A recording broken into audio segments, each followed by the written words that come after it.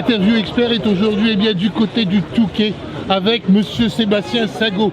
Sébastien, en quelques mots, comment avez-vous ressenti ce Touquet aujourd'hui pour cette 45e édition? Déjà c'était un bon enduropal puisque la météo a été plutôt clémente, on n'a pas eu de pluie et c'est vrai que ça permet de laisser le sport parler.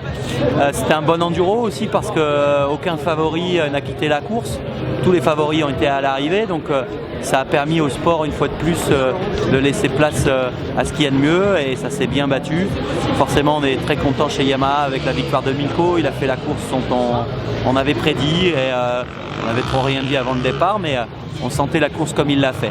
Donc les choix techniques ont été plutôt payants. Après, voilà, un petit peu déçu pour Todd. Todd était déçu.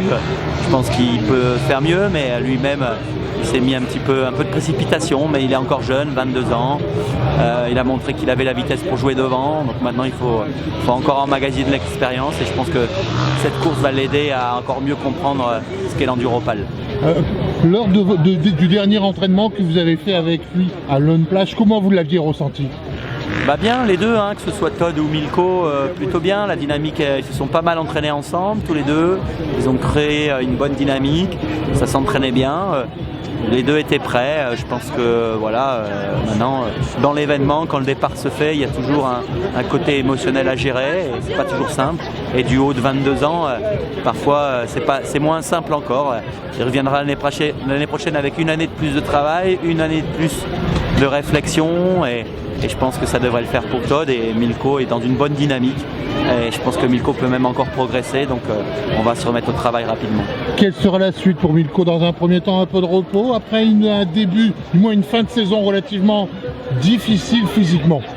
Non, physiquement ça s'est plutôt bien passé, il fallait qu'il revienne de sa petite blessure, mais physiquement il est plutôt bien. Il ne va pas faire une longue pause parce qu'il veut aussi rouler en motocross.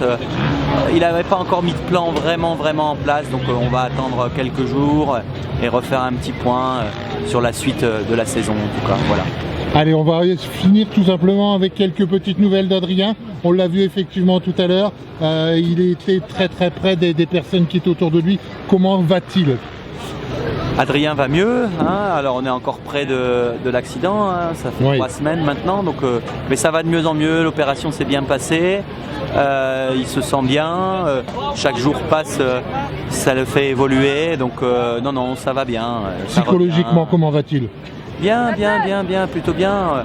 Forcément, ça laisse un petit peu, il faut se redresser d'une épreuve aussi bien sur l'aspect sportif que physique, donc il faut lui laisser un petit peu de temps, mais on voit que chaque jour passe est un jour qui le ramène dans une bonne direction, une bonne dynamique.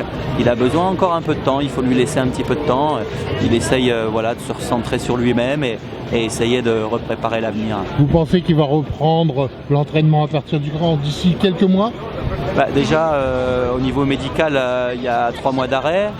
Donc après, on verra en fonction, mais il faut attendre. C'est encore des questions auxquelles on ne peut pas répondre.